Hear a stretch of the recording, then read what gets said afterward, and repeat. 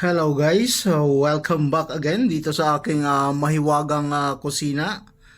So for today's video, maggugulay naman tayo ng kalabasa kasi yung mga nakaraang mga araw is puro tayo seafoods. Kaya naman tayo, titikim naman tayo ng ibang luto, vegetables naman tayo ngayon. So meron tayo ditong kalabasa, ayan, meron tayo ditong 2 pirasong kalabasa, medyo maliit lang siya. At meron din tayo ditong yung pinaka natin, panghalo natin sa ating lulutuing kalabasa. Ginataan ang ating lulutuin ngayon mga kakusina. Ayan, napakalaking daing. 1 piraso lang yung ating binili kasi masyado naman siyang malaki, so tamang-tama lang yan siya dyan.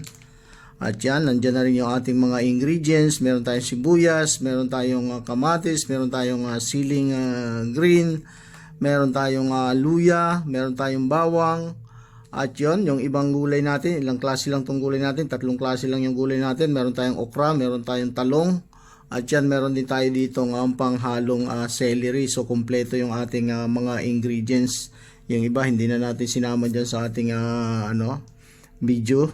So lagi tayong sa bawat luto natin meron tayong luya kasi alam nyo naman ang luya is marami ang mga benefits sa ating katawan. Ganon din yung bawang, ganon din yung sibuyas. Although lahat naman yan is merong magagandang benepisyo sa ating mga katawan.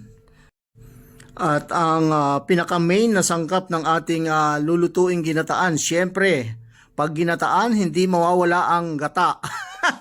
Siyempre, ayan po ang ating gata, nasa lata. Wala kasing mabili ditong fresh milk. Ay, ba't fresh milk? Fresh coconut milk.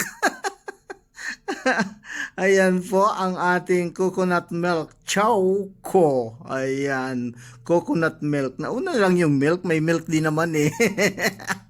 At kung bago ka pa lang dito sa aking Facebook page, huwag niyong kalimutang i-follow ako at kung nagustuhan niyo ang aking mga videos, mag-iwan ng likes, comments at paki-share na rin. Maraming salamat. Hanggang sa muli nating pagkikita sa aking susunod pang mga video. So abangan ang ating pagluluto sa aking mahiwagang kusina. Eto na mga kakusina, yung ating ginataang kalabasa, talong at saka okra. Ayan, luto na. Pwede na tayong kumain maya-maya. Pakuluin lang natin ng ilang minuto bago natin hanguin. Ang halo niyan is daing. Yon ang ating masarap na menu for today para sa ating lunch. So yan mga kakusina, mga ka-followers. So yummy! Sarap ng kulo pa lang. Talaga namang lasan-lasa mo na. Yung amoy pa lang eh. Malalasap mo na ang sarap. Pang isang linggong ulam to. Isang linggong ulam.